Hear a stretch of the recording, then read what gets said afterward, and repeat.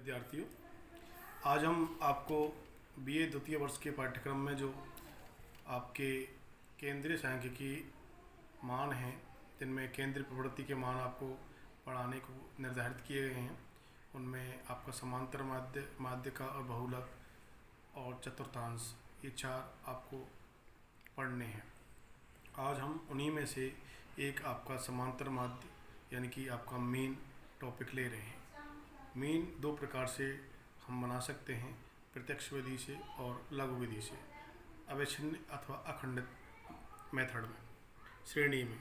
तो आज मैं आपके लिए जो प्रश्न लेकर आया हूँ वो अविच्छिन्न अथवा कहें अखंडित श्रेणी है, डिसकंटिन्यू कंटिन्यू, यानी कि वो आपकी खंडित नहीं है, और उसमें जो इस्तेमाल किया गया है वो प्रत्यक्ष मेथड का किया गया है। अब आप देखें इसमें प्रत्यक्ष विधि का इस्तेमाल, जैसे कि मैंने अभी आपको बताया था, प्रत्यक्ष विधि और लघु विधि दो प्रकार की विधियों का इस्तेमाल आपको करना है इसमें। और ये आपका लिखा हुआ है समांतर माध्य मीन, और यहाँ पर आप देख रहे हैं कि ये आपका अविच्छिन्न और यानी कि अथवा अखंडित, यानी कि इसमें वर्गांतर प्रकार के सवाल आते हैं कि जो कंटिन्यू होते हैं, कंटिन्यूस श्रेणी है ये, जैसे 0 से 10, 10 से 20, 20 से 30, 30 से 40 और 40 से 50। इस प्रकार हमारे पास 5 वर्गांतर हैं, यानी कि किसी क्लास के ये स्टूडेंट्स के प्राप्तांक हैं कि उन स्टूडेंट ने, और 0 से 10 नंबर के मध्य में 40 विद्यार्थियों के नंबर हैं। इस प्रकार हम इनको सरल शब्दों में समझ सकते हैं।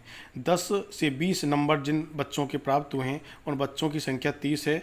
20 नंबर से और 30 नंबर के मध्य में 35 बच्चों के नंबर प्राप्त हुए हैं, और 30 नंबर से और 40 नंबर के बीच में 25 बच्चों के नंबर प्राप्त हुए हैं। 40 से 50 नंबर के बीच में और 20 बच्चों के नंबर प्राप्त हुए हैं। इस प्रकार हम इनको समझ सकते हैं। तो किस प्रकार हम इनका एवरेज निकालें इन स्टूडेंट्स का, और हमारे पास ये विद्यार्थियों की संख्या है 40, 30, 35, 25, 20, इस प्रकार ये विद्यार्थियों की संख्या है। इसका मतलब हमारे पास टोटल विद्यार्थी कितने हैं। जैसे हम टोटल विद्यार्थी को हम एन प्राय संख्या को दर्शाता है, अथवा हम इसको कह सकते हैं सिग्मा और एफ, ये एफ है, और इसके लिए कह सकते हैं क्योंकि सिग्मा ये जो आपका सिंबल है, ये इस ढंग का, इसको बोलते हैं सिग्मा, और इसका अर्थ है योग, यानी कि समेसन, यानी कि उस जिसके साथ भी ये सिग्मा शब्द आ रहा है उसका समेसन करना है। यानी सिग्मा एफ, यानी एफ का जो कॉलम है इन फ्रिक्वेंसी का, एफ का मतलब है फ्रिक्वेंसी यानी आवृत्ति। ये विद्यार्थियों की संख्या की आवृत्ति है कि इन नंबर्स के बीच में इतने विद्यार्थी हैं। तो या हम एन से लिख सकते हैं अथवा सिग्मा एफ से लिख सकते हैं। तो आप देखिए कि 5 और 5 10, और 5 4 5 और 3 8, और 3 11, और 11 और 4 15, 150 ये विद्यार्थी हैं। 150 यानी कि एक क्लास है जिसमें टोटल स्टूडेंट 150 हैं, और उन 150 विद्यार्थियों के, और किसी के 10 नंबर से कम है वो 40 स्टूडेंट हैं। और इस प्रकार हम इनको पढ़ सकते हैं। 40 से यदि हम कहें कि ऐसे विद्यार्थी कितने हैं जिनके 40 नंबर से 50 नंबर के बीच में आए हैं, तो वो विद्यार्थी 20 हैं, यानी टोटल विद्यार्थी 150 हैं। इस प्रकार हम इसको समझ सकते हैं। अब इस प्रश्न को या इस सवाल को आगे बढ़ाते हैं, तो आगे यानी कि यहाँ तक आपको ये 2 कॉलम आपको प्रश्न में मिलेंगे, यानी कि वर्गांतर वाला और आपका फ्रिक्वेंसी वाला, ये 2 कॉलम आपको प्रश्न में दिए गए होंगे। अब आपको इसको सॉल्व करना है, तो सबसे पहले आपको मध्य मूल निकालना पड़ेगा, यानी कि बीच की जो मूल्य है, अब वो बीच का मूल्य इस वर्गांतर का मूल्य होगा, इस वर्गांतर के कॉलम का मूल्य होगा।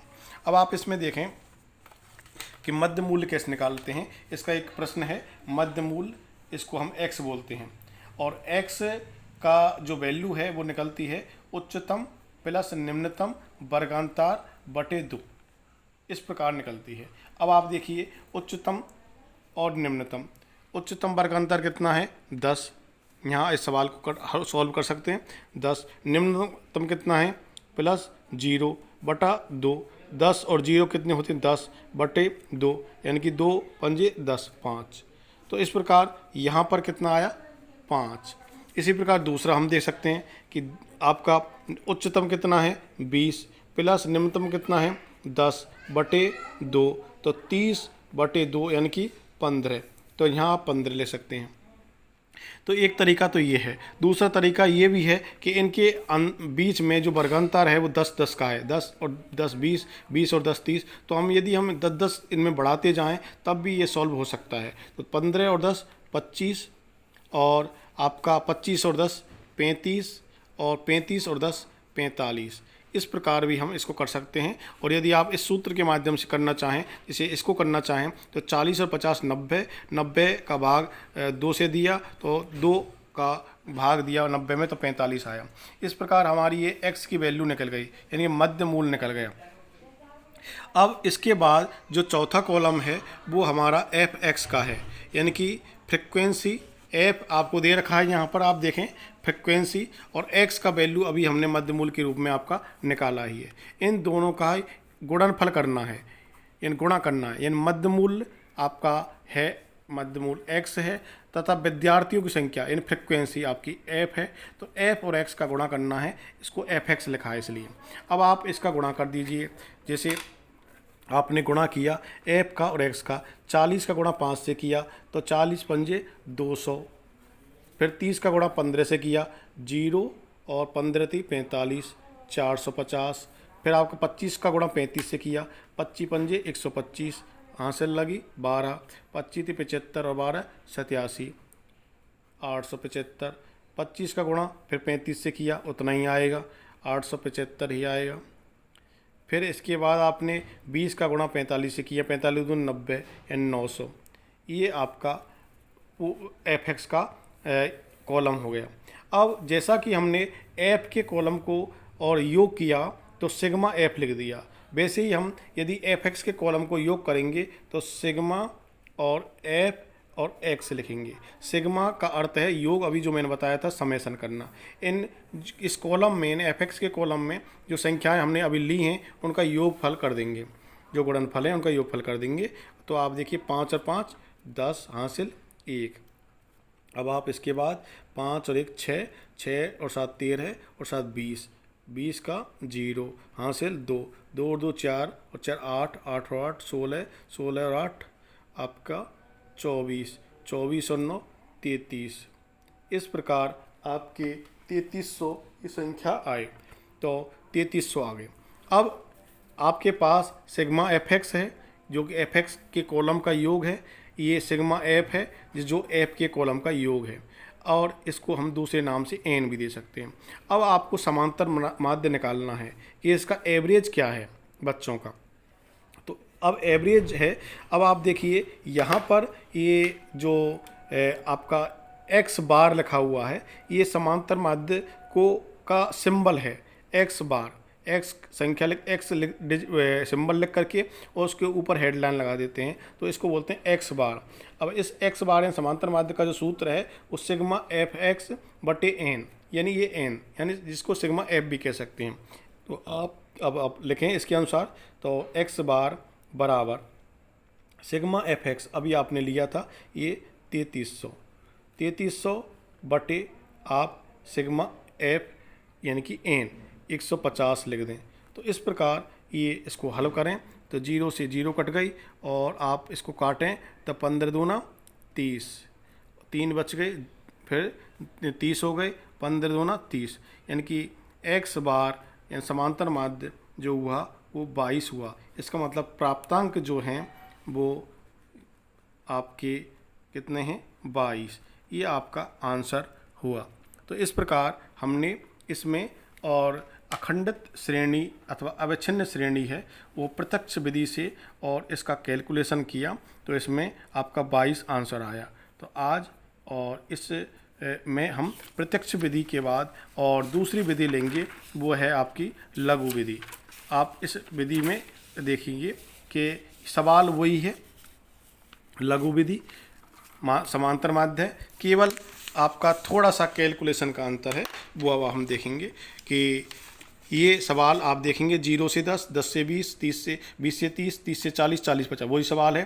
फ्रिक्वेंसी वही है 40, 30, 35, 25, 30, 20, तो फ्रिक्वेंसी भी वही है।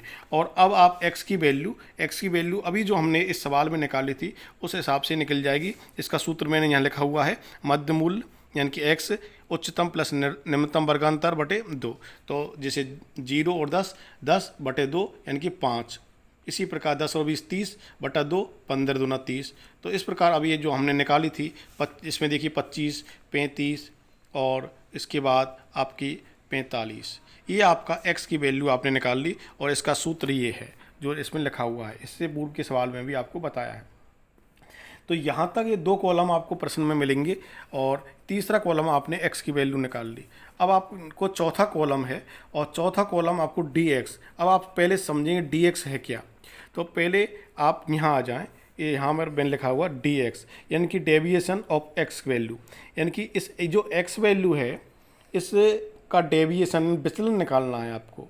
और इसको कैसे निकालते हैं कि मध्य मूल जो x है आपका, ये लिखा हुआ है, ये x है और माइनस यानी इसमें से घटा देंगे कल्पित माध्य। अब ये कल्पित माध्य एक नया शब्द आया है और इसको हम सिंबल देंगे ए। ये इसलिए देते हैं कि अंग्रेजी में कल्पित माध्य को बोलते हैं अज्यूम, यानी मान लेना, अज्यूम कर लेना, मान लेना की। तो सामान्यतः अब इसमें जो करेंगे हम कि जैसे यहाँ लिखा हुआ है x मूल्यों का कल्पित माध्य, ये जो x की जो कॉलम है इसमें से ही कोई संख्या हमें और कल्पना करनी है, मान लिए। और सामान्यतः हम कल्पना करते हैं कि बीच वाली संख्या को कल्पना करते हैं। तो जैसे हमने मान, और वैसे आप इसको भी कर सकते हो, इसको भी कर सकते हो, सवाल के आंसर में कोई भी डिफरेंस नहीं आएगा। लेकिन हमने मध्य वैल्यू यानी कि ये 25 को और कल्पित मान लिया।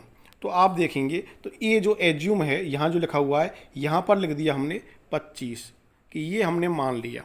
अब ये बराबर हो गया 25।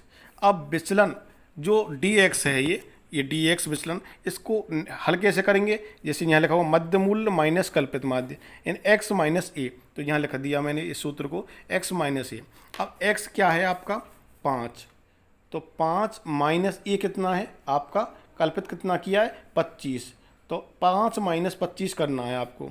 आंसर कितना आया -20, क्योंकि माइनस संख्या आ देखें। इसी प्रकार x माइनस ए, इसमें देखेंगे 15 और माइनस आपको 25 करना है, बराबर माइनस के कितने आएंगे, 15 में से 25 घटाएंगे तो माइनस के 10 आएंगे। यहाँ आपको 25 माइनस 25 करना है तो कितना आएगा 0 आएगा। यहाँ आपको 35 क्या है x की वैल्यू, कल्पित माध्य कितना है आपका 25, तो 35 में से 25 गए जब कितने 10, ये प्लस के होंगे। यहाँ 45 माइनस 25 कल्पित माध्य आपका, बराबर आंसर कितना आएगा 20। तो इस प्रकार ये dx यानी कि डेविएशन ऑफ x वैल्यू आ गया।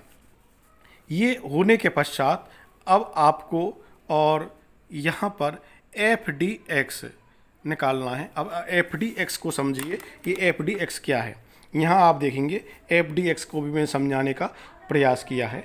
f(dx) क्या है, जो विचलन है, विचलन कौन सा है, ये आपका अभी आपने निकाला है dx, ये डेविएशन ऑफ x वैल्यू यानी कि विचलन है।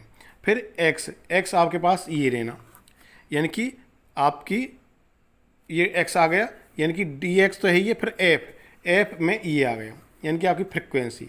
यानी कि इसमें आप देखिए 3 f(dx), तो आपका पास dx ये है, dx निकाल लिया हमने, f बचा, f आपको सवाल में पहले से दे रखी है फ्रिक्वेंसी। तो इसका मतलब ये हुआ कि dx के जो ये वैल्यू अभी हमने निकाल ली है चौथे कॉलम में, इसका गुणा हमें जो सवाल में फ्रिक्वेंसी दे रखी है उससे कर दें। अब आप देखें कि 40 जो आपकी f है उसका गुणा कर दें अब -20 से, आंसर कितना आया माइनस के 4 दूना 8, 800। इसके बाद आपका f कितना है 30, इसका गुणा करें माइनस के 10 से, आंसर कितना आया माइनस के 300। फिर 35 आपका f है, इसका गुणा 0 से कर दें, कितना आया 0 ही आया। इसके बाद आपका 25 आपका f है, इसका गुणा 35 से कर दें, 25 का गुणा 35 से कर दीजिए आप, 25 पंजे 125, 25 पंजी 125, हासिल लगी 12, 25 75 12 87, 875 आ गया। फिर आपका बी से आपका ये एफ है, इसका गुणा डी एक्स बी से है, इससे किया कितना आया 400। अब आप देखेंगे कि कुछ संख्याएं यहाँ ऊपर वाली दो संख्या माइनस की हैं और ये दो संख्या प्लस की हैं, तो माइनस माइनस को अपन अलग करेंगे। तो इसमें अब जैसे कि मैंने अभी बताया कि ये एफ डी एक्स का कॉलम है, जब इन संख्याओं को योग करेंगे तो सिग्मा आ जाएगा, तो सिग्मा और एफ डी एक्स आ जाएगा। तो सिग्मा एफ डी एक्स के लिए अब आप देखें कि माइनस संख्या है 8 और 3 11, 1100, 4 दूना 8 माइनस 1100 है। और इसमें देखेंगे आप माइनस 1100 और इसके बाद सॉरी यहाँ पर ये गलत हो गया, ये आपका dx, जो dx है वो आपका 10 है, यहाँ पर 10 है और यहाँ पर ये f है वो 25 है, तो 25 का गुणा 10 से होगा। ये यहाँ थोड़ा सा गलत हो गया, इसको शुद्ध कर देते हैं, हमने दूसरी डिजिट पढ़ ली तो 250 हो गया ये। और यहाँ पर 20 का गुणा 20, यानी कि ये आपका ये सही है, केवल इसमें ही गड़बड़ हुई थी। तो 10 का गुणा आपने 25 से करें 250 हो गया। अब आप देखें 8 और 3 1100, तो माइनस की तो हो गए 1100 और प्लस के कितने हुए 400 और 250 650, तो 650 प्लस के और माइनस के 1100, इसका मतलब जो संख्या आई वो माइनस की आएगी, यानी 1100 में से और 650 घटाएंगे तो आपके आएंगे 0 में से 0 गए और यहाँ पर 10 में से 5 गए जब 5 और यहाँ 10 में से 6 गए जब आपके 4, तो 450 ये संख्या किसकी आई माइनस की। अब आप देखेंगे कि एक और रह गया है जो सिग्मा आपका एफ है, इसको अभी मैंने बताया था एन बोल सकते हैं अथवा सिग्मा एफ बोल सकते हैं। ये आपका 40 और 30 70 और 35 105 और 105 और 25 130 और 20 150। अब आप देखेंगे 150 आ गया। इससे सूत्र, अब सूत्र आपका ये आ गया कि x बार, सूत्र मैंने पहली बार इसमें एक सब, जैसे आपका नाम पिछले सिग्मा एफ डी एक्स आया था बटे एन किया, यहाँ पर एक नई चीज़ और आ गई, वो है ए, यानी एज्यूम, जो आपने संख्या कल्पित की थी बराबर आपने कितनी संख्या कल्पित की है 25, तो 25 संख्या जो आपने कल्पित की है plus sigma F D x, sigma F D x का वैल्यू कितनी आई, वो आई माइनस 450 बटा 150 यानी कि एन। अब आप देखिए कि 150 0 से 0 कट गई, 15 × 45 कितना आया -3। अब x बार बराबर 25 माइनस और 3, तो x बार बराबर 25 में से 3 गई तो 22। अब आप दोनों सवालों को देखिए, इसमें भी आंसर 22 आ रहा है और यहाँ भी आंसर 22 आ रहा है। इसका मतलब सवाल एक ही है, उसको सॉल्व करने की जो विधि है वो अलग अलग है। अब अंतर इतना है कि ये जो लघु विधि है इसमें हमें एज्यूम करना पड़ता है, कल्पित कोई संख्या लेनी पड़ती है एक्स वैल्यू में से।